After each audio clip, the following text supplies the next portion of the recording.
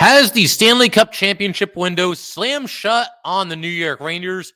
We discuss after the latest embarrassment, a 5-1 loss at home to the Los Angeles Kings.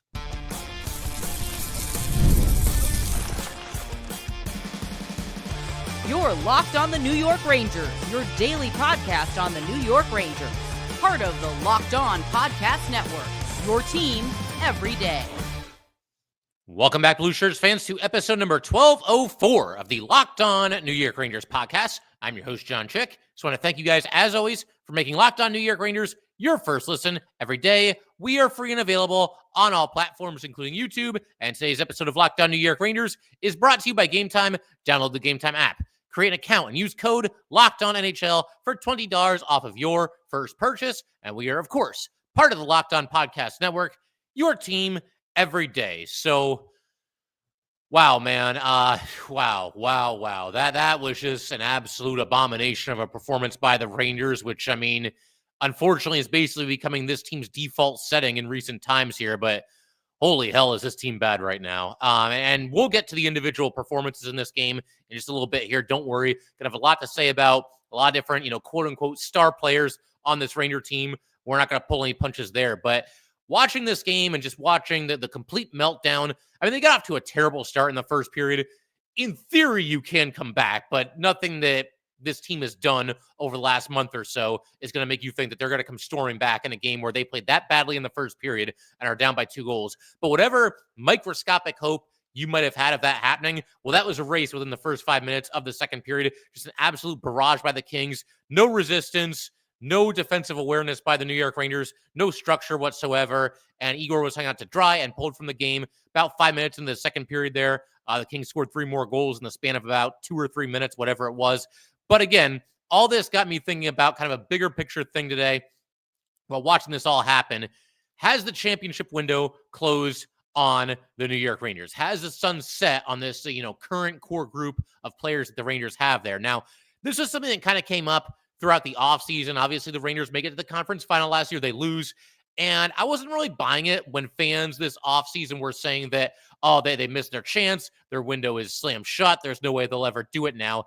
And part of the reason that I didn't buy it at the time, there's a couple of reasons, but one of them was we'd already been through this song and dance the offseason before. When the Rangers lost to the Devils in the first round in what was Gerard Gallant's second year and what turned out to be his final year as the head coach of the Rangers, there were a lot of people back then even who were saying, they're too old, they missed their chance, this, that, and the other thing.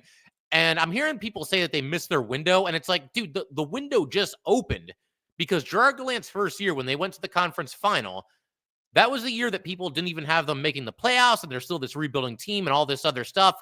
And, they end up making a heck of a run at it. So then, just a year later, the window's closed. Didn't buy that at all. And the Rangers obviously prove that the window was still open. They make it to the conference final again with Peter Laviolette there. But now you watch this team compete, if you can even call it that. And you just see this awful brand of hockey that they've been playing for the better part of a month now.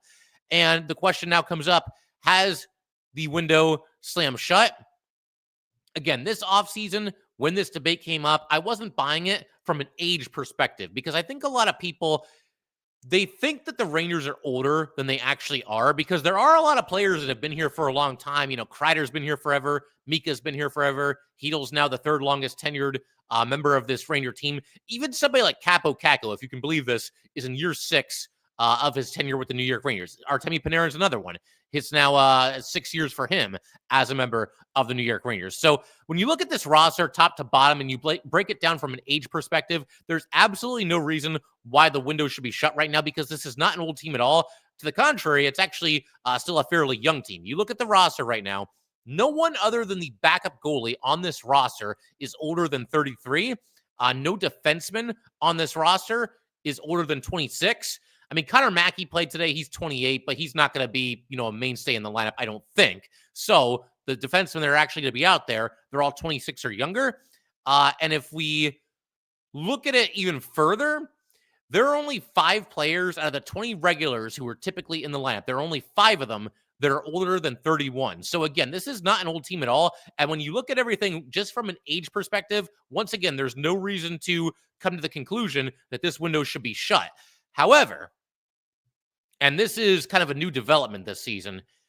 The window might be shut from this team's mental perspective, whatever you want to call it, their mindset. I think that's the word that I'm looking for, their mindset. The window might be closed just from the mindset that these guys are bringing to the rink on a day in and day out basis. And at this point, because of that reason, it might be possible, entirely possible, in fact, that the Rangers did indeed miss their window, did indeed miss their chance. Now, I wouldn't have thought that the mindset would be a problem coming into this season, because everything that I saw from this team last year showed me a team that was gutsy, that was resilient, that competed every night. I mean, you'd have the odd game every once in a while where they just don't have it, but that's not unique to the Rangers. Every team in the AHL is going to have an off night when you're talking about an 82-game regular season. But this year, again, to use a phrase that I used earlier in this episode, that's their default setting. This team now, contrary to what happened last year when they would always get back up whenever they were hit in the mouth, literally or figuratively, the Rangers would always swing back. This year, they get hit in the mouth and they fall to the ground and they stay there. That's where they're at right now. And this is now officially who this team is until they consistently prove otherwise. And right now, I mean, they can barely win a game. They haven't had a winning streak in God knows how long at this point. Anytime they win a game, they're guaranteed to lose the next one, as we saw here today. But last year, all the third period comebacks, all the overtime magic in the playoffs, again, the fact that this team was always at its best in the third period, always at its best in crunch time, could always come back. If they didn't lead the NHL in comeback wins last season, they were very, very close to that. They were pretty close to the top in that stat. I think they have like 3 comeback wins so far this season. So everything is basically taking a nosedive. Everything is done a complete 180. And again, if you believe that Ranger window is closed, you might be absolutely right, but it's not for the reason that people were throwing out there this offseason. I think a lot of people looked at it from kind of like an age perspective, and they were rolling with this idea that this Ranger team is older than they actually are. So again, from an age perspective, everything should be good to go. You should get another shot at it this season. But from a mindset perspective, the mindset that these players are showing on a game in and game out basis is just completely unacceptable. And you watch the way they carry themselves, you watch the way they compete in these games, and this is not a team that's going to win a Stanley Cup championship. It's just not. And technically right now, if you can believe this, they're almost still in a playoff spot. They're 1 point behind the Flyers for the last playoff spot.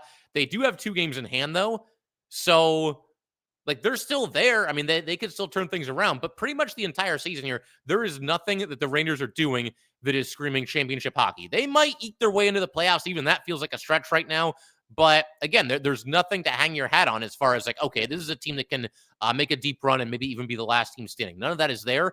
And all season last year, we saw evidence that this is a team that could make a deep run. This was a team that truly was a threat to win the Stanley Cup, and they made a good run at it, came up short. This year, I mean, it'll be a miracle if the Rangers even make it as far this year as they did last year.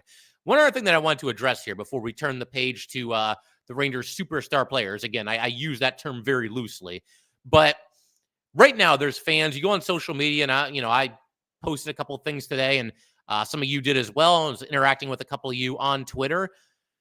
You'll have fans that say, "Oh, tear everything down and start over." And on one hand, you could make a case for that, when you just look at the way this team has been performing lately. And I think also a lot of us, we watch these games, we see how badly the Rangers are playing, and we react emotionally. We have kind of some knee-jerk tweets every now and then. I know for sure that I do. You're not going to have a situation where they tear everything down and completely rebuild from scratch. I don't think there's really any reason for that. Now, you might see some aggressive retooling. We already saw step 1 of that with the trade of Jacob Trouba. I think Chris Kreider, if he doesn't get dealt this season before the deadline, I think there's a very good chance that it happens in the offseason. Maybe at that point, Mika can be talked into waiving his no move, but I mean, what kind of trade value does he have right now? You could trade, somebody like Riley Smith before the trade deadline, Ryan Lindgren, K'Andre Miller. These are all names that are certainly possibilities. But when you look at this Ranger roster, it goes back to what I was just talking about a second ago. There's no reason to completely tear down and completely rebuild, because you still have your franchise goalie in place. He's still only 28 years old. Adam Fox has scuffled this year, but he's been a Norris Trophy winner in the past. He's 26. If K'Andre Miller sticks around, we've seen him play better hockey than this. He's still only 24. Braden Schneider, I think, has been one of the more consistent Ranger defensemen this season. I mean, nobody's played well recently, but I think overall in terms of consistency, Braden Schneider's been one of the better Ranger defensemen. He's 23. If Zac Jones sticks around, he's still only 24. You look at the forwards. I mean, Lafreniere just signed his big extension. He's only 23. Kako, it could go either way. You could make a case either way to maybe trying to extend him for a reasonable price or letting him walk or trading him. But he's only 23. Filipino, if he can stay healthy, he's only 25. So there's a lot of young players. Will Cooley. I mean, Will Cooley is a lock for the Stephen McDonald Extra Effort Award. He's 22 years old. You've got Berard, who, has mostly done well since being caught up. You've got Brian Othman, who still figures to be a big part of this Ranger future. You've got Gabe Perreault. I don't think we'll see him. I mean, we're not going to see him this year, probably not next year either, but he'll eventually be here, and he's got some serious upside as well. And what makes this different from when the letter went out, the Rangers didn't have this much young, promising talent at that time. They really had no choice. They had to go full teardown rebuild, trade away the veteran players, stock up on youngsters, stock up on draft picks, and free up some cap space as well. You can bring in a couple free agents, guys like, obviously Artemi Panarin. But things are different now than they were back then. You will see some retooling. I would not call it, though, a full teardown rebuild. I mean, do you really want to trade somebody like Will Cooley right now? Lafreniere hasn't been good lately, but do you really want to trade him right now? Braden Schneider, I mean, I wouldn't be looking to trade him either if I'm the Rangers. I think he's a big part of your future. So it is different from, a handful of years ago when the letter was sent out. So not a full-fledged teardown rebuild, but as far as a retooling, yeah, I think that very well could be on the way. And who knows, maybe even within the next couple of days here, we could see the Rangers make another trade. We shall see. But in just a second, we're going to shift our attention to the complete no-show. I mean, really by the entire Ranger team, but we're going to target specifically the superstar players because those are the guys that wear the letters. Those are the guys that are supposed to be leading the way, and they're just not doing that right now. So we're going to be talking about them in just a second. All right, we just want to take a minute to let everybody know that today's episode of Locked On New York Rangers is brought to you by Gametime. Gametime is focused on togetherness this holiday season. That means when you bring people together at live events, the experience is that much better, and it is the perfect gift.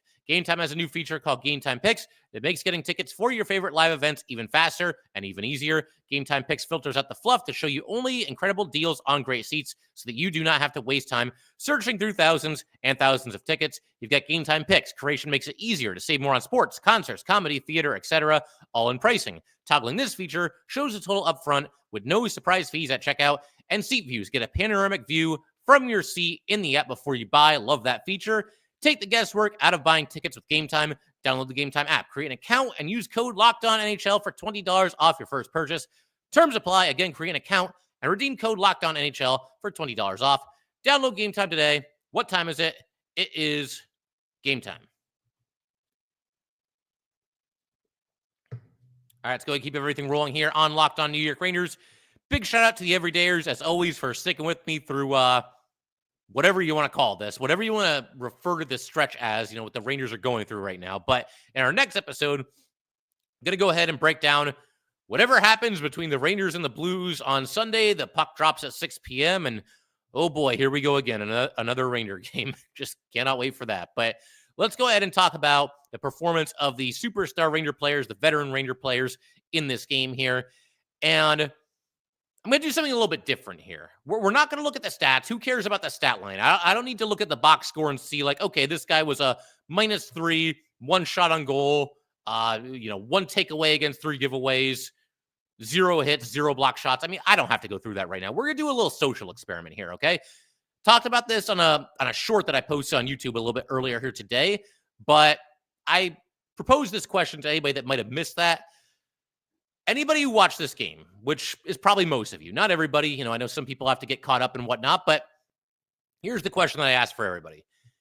Somebody who watched this game, tell me something that any of the Ranger star players did in this game that was in any way positive.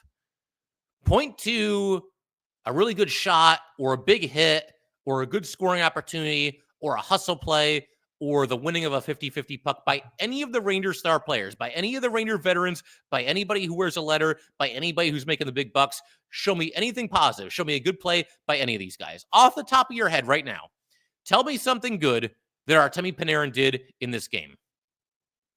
Now, I know he had a secondary assist, but that was a complete fluke goal that basically went in by accident. Now, if anybody deserves a fluky goal to go their way. I would say Filipino is probably the guy. He scored, obviously, the Rangers' only goal in this game, but I don't want to hear about Artemi Panarin's assist because that was the most meaningless assist probably of his career.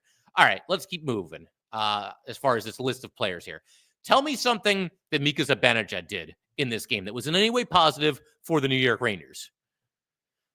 Only thing I can think of, only play that I can remember as far as something that Mika Zibanejad did in this game that was noteworthy, I remember him shanking another one-timer on the power play, and this one was actually open. The Rangers actually had some half-decent passing here, and they move it over to Mika. He's got a clear lane. The goalie's having to move over to his right, and he just completely shanks it. He has completely lost the ability to shoot that one-timer. In the last game, I gave him some props. I thought he looked a little bit better. He was skating a little bit better. The one-timer, he had one or two in that game that I thought at least looked somewhat dangerous, like there was some decent velocity on it. He made good contact with it. Maybe it'll go in the net. I mean, it didn't, but hey, baby steps, right? In this game, shanks another one. Tell me something positive, again, that Chris Kreider did in this game. I mean, I remember him standing there like a statue when the puck was in the corner. Him and Mika Zibanejad both. It was like who they played the Kings. I'm not even like remembering who they played in this point because at this point, their opponent's almost like borderline irrelevant. If you're going to play this bad night in and night out, it almost doesn't matter who you're playing. But there were like 3 Kings in there. Mika and Kreider were in there, kind of just standing there, I think waiting for the ref to blow his whistle. And you could hear the ref say, I'm not blowing the whistle, play the puck. And then eventually, Rangers actually won this puck. Riley Smith was the one that came over and picked it up. But I remember that. I remember Kreider just kind of waving at a puck during one of the Kings' rushes into the Rangers zone that resulted in a goal. Other than that, don't really remember anything that Kreider did in this game. Tell me something that Alexis Lafreniere did in this game. I literally can't think of anything. I can't think of a single play. I can't even think of a bad play that Alexis Lafreniere made in this game. I don't remember him doing anything. I don't remember him ever having the puck. I don't remember him taking a shot. Maybe he did. I don't remember him making like a nice pass to anybody. I got nothing. I don't remember a single thing that Alexis Lafreniere did in this game. All right, let's keep it going.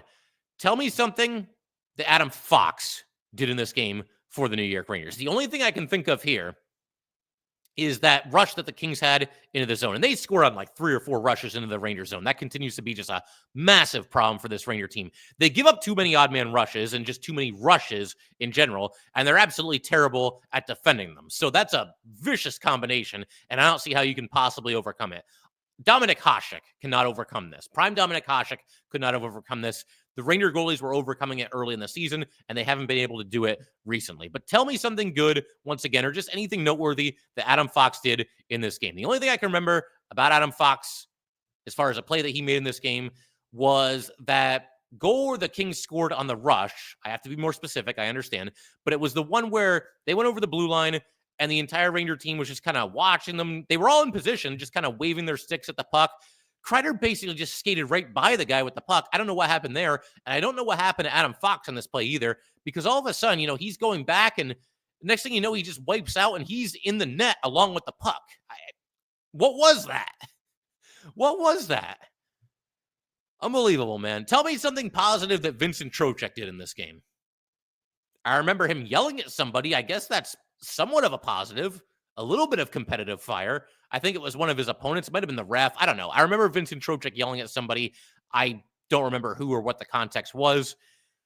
And I'm not going to put this loss on Igor. I mean, he gave up 5 goals and he got yanked. It's obviously not a good outing, but he was hung out to dry repeatedly in this game. Just a never-ending barrage, a never-ending onslaught from the Kings.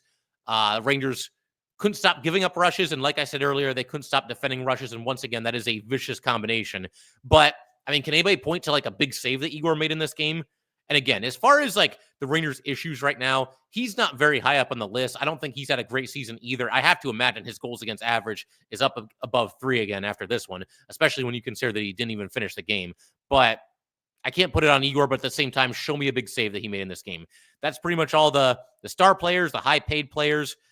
Look, anybody can have a bad game where they just don't have the scoring touch or they just can't find that 5th gear. But again, the theme that I keep going back here to, and the thing that I'm going to repeat again, this has now become the Rangers' default settings, or at least it is for the guys that are supposed to be leading the charge for this team. The bottom 6, in this game, nobody really played great. I mean, but at least they're holding their own. At least every once in a while, you get a scoring chance. At least every once in a while, somebody goes to the front of the net. There's something there. The top six and, guys like Adam Fox, there's nothing positive to point to right now. There's just not. And I sent out a tweet early in this game before things really got out of hand. And I'll repeat it here for anybody that might have missed it. The last two games combined, the win against Buffalo and this absolute just butt kicking that they suffered here today, the best Ranger forward on the ice, if you combine those two games, is Sam Carrick. I'm not trying to be funny when I say that. I'm not trying to insult the Ranger star players when I say that. I'm not trying to be funny when I say that. I'm just saying that because it's literally the truth. Sam Carrick is out there playing hard. He had a big hit early in this game right around the red line, really, took the body and drove his guy into the boards. It's funny because when that play happened live, I actually rewound it because I wanted to make a note of which player it was on the Rangers that did that. And at first, I thought it might have been Chris Kreider. Yeah, okay. No, it wasn't Kreider. It was Sam Carrick. He ran his guy into the boards with a really, strong hit there. We've seen Carrick multiple times in the last couple of games here drive hard to the net. We saw it a couple of times in this game as well. He's throwing checks. Look, for a fourth-line center, he's come in and he's played his role. A few too many penalties for probably the liking of a lot of Ranger fans, but this guy's out there competing, and that's a hell of a lot more than I can say for a lot of players on this Ranger team right now. And again, when I say Carrick is the best Ranger forward right now, it's not a case where I'm exaggerating to make the point. You can't exaggerate how bad this Ranger team is right now. It's impossible to overstate it. And if you don't believe me, take it from Mr. Positivity, Mr. Glass Half Full.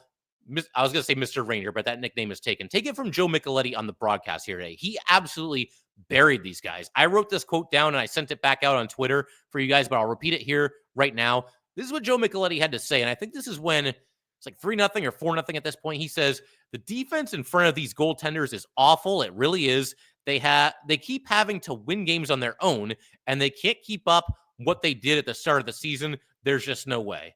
And that is right on the nose and about as fed up as I can ever remember Joe Micheletti being with the New York Rangers. Sam continues to try to stay positive, but there have been times, even Sam in some recent games, you can tell where he's not happy about what he's saying. What he's seeing, rather. Brian Boyle had, some somewhat choice words for the Rangers during this game. Now, he's new there, and he doesn't want to, I'm sure, ruffle too many feathers early in his broadcasting tenure, but he was pointing out some things that they were doing wrong.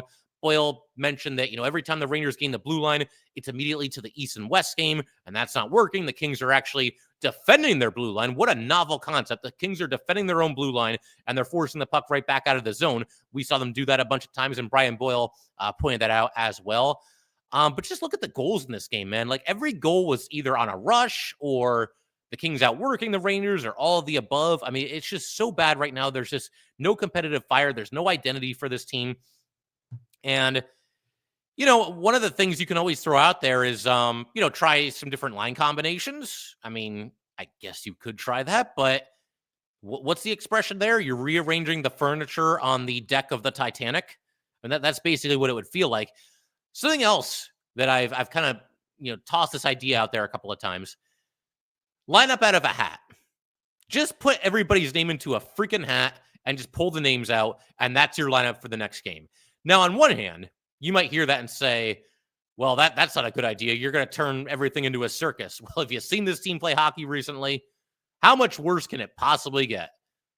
And on one hand, like I just said, that old expression, rearranging the furniture on the deck of the Titanic. And, the meaning of that is obviously that, it's not really going to change anything. But on the flip side of that, it's not really going to change anything because, again, how much worse can things possibly get right now? Line up out of a hat. Just pick everybody's name out and do it in a way where, okay, the first three names out of the hat, that'll be our first line for today, and they're going to get first line minutes. Just scramble everything. Just give it a shot. I'm only half kidding when I say this. We're actually going to do a segment, especially if things continue to spiral, where I'm going to literally do that. I'm going to have a hat here. Everybody's name is going to be in it. I'm going to pick it out one at a time, and we're all going to sit here and pick the Ranger lineup together because at this point, you might as well try something different. Anyway, going to keep everything rolling just a second here. Going to talk about Mackey making his season debut here, getting into a fight. The Mackey fighting special did not work in this game nearly as well as it worked in the game last year, so there's that. Also, Zac Jones got benched for a brief time in the first period, and I really didn't like that. And I'm going to talk about that in just a second as well. All right, we just want to take a minute to let everybody know that today's episode of Locked On New York Rangers is brought to you by FanDuel. Get ready to tackle the NFL action with FanDuel, America's #1 sportsbook. Because right now, new customers can bet $5 and get $150 in bonus bets if you win. The FanDuel Sportsbook app gives you everything you need to place live bets on the NFL all in one place. So when you get a hunch in the middle of the game, you can check out the latest stats, view live play-by-play, and so much more on the same page where you place your bets. Just visit FanDuel.com to join today. You will get started with $150 in bonus bets if you win your first $5 bet. That's FanDuel.com. Never waste a hunch and make every moment more with FanDuel, an official sportsbook partner of the NFL. And today's episode of Locked On New York Rangers is also brought to you by Rocket Money. Did Rocket Money help you find any subscriptions you forgot about or that you were paying for twice? That definitely has happened to all of us. We've all had a few subscriptions that we didn't even realize that we were still paying for, and Rocket Money makes it so easy to track them all down. It's like having a personal assistant for your finances. Rocket Money is a personal finance app that helps find and cancel your unwanted subscriptions, monitors your spending, and helps lower bills so that you can grow your savings. It brings everything together in one place, whether it's subscriptions, your spending habits, or even the goals you want to hit this year. Rocket Money has over 5 million users and has saved a total of $500 million in canceled subscriptions, saving members up to $740 a year when using all of the app's premium features. Cancel your unwanted subscriptions and reach your financial goals faster with Rocket Money. Go to rocketmoney.com/lockedon today. That's rocketmoney.com/lockedon. rocketmoney.com/lockedon. Okay, so Connor Mackey makes his season debut, and he's on the second pairing with Braden Schneider. Jones and Mancini were the third pairing. Those two had a rough game. I mean, again, everybody had a rough game, but the two of them really struggled. As I said in a recent episode, I'd like to see Matthew Robertson get a chance, but somebody made a good point on Twitter. This might not be the time for the Rangers to be calling up any of their prospects. Granted, they already did it with Brett Berard, and obviously Victor Mancini is here as well. I mean, with Mancini, it's by necessity because you got to fill out this lineup somehow, and you need 6 defensemen. Trouba's gone. Miller's hurt. You got to fill out the lineup somehow, so Mancini's not going anywhere. But yeah, I mean, this thing is such a bleep storm right now that it might not be the best time to be calling up your prospects left and right. My thing with Robertson, I'd just like to see him get a chance at a certain point. Nothing against Connor Mackey or any of these other veterans, but this is your second-round homegrown guy. Maybe just throw him out there and see what happens. But we did see Mackey get into a fight, and it seemed to be by design. Mackey, I think, was trying to fire up his teammates the same way that he did when he came up for one game last year against the Senators and got into a fight there. Hellenius, his opponent, landed a couple of early punches. Mackey came back with a vengeance. Bunch of right hands. I definitely give the win to Mackey here. And Mackey was, after this happened, more fire, more emotion than we saw from the rest of this team combined today. He's waving his arms at the crowd and trying to get them going a little bit. And they did. They responded to him. He went to the penalty box. Somebody came over and said something to him on the Rangers and gave him, a quick tap on the knee while he was sitting there. I think it might have been Kreider. It was hard to see because they cut away, to the commercial pretty quickly there. But yeah, I mean, look, Mackey right now, 28 years old. He's a defenseman, right? Complete journeyman. He's only played 41 career NHL games between the Flames, the Coyotes, and the Rangers. And again, 28 years old. He's no spring chicken. So he's out there getting into a fight. And he was actually an even plus-minus in this game, which, I mean, that's an accomplishment in and of itself when you see how bad the rest of this Ranger team played. But think about Mackey, the situation he's in right now, and compare it to the other players on the New York Rangers, some of these high-paid, supposed superstar players. Mackey's out there for, I mean, it can't be much more than the league minimum. I don't have it in front of me right now, but it's 6 figures.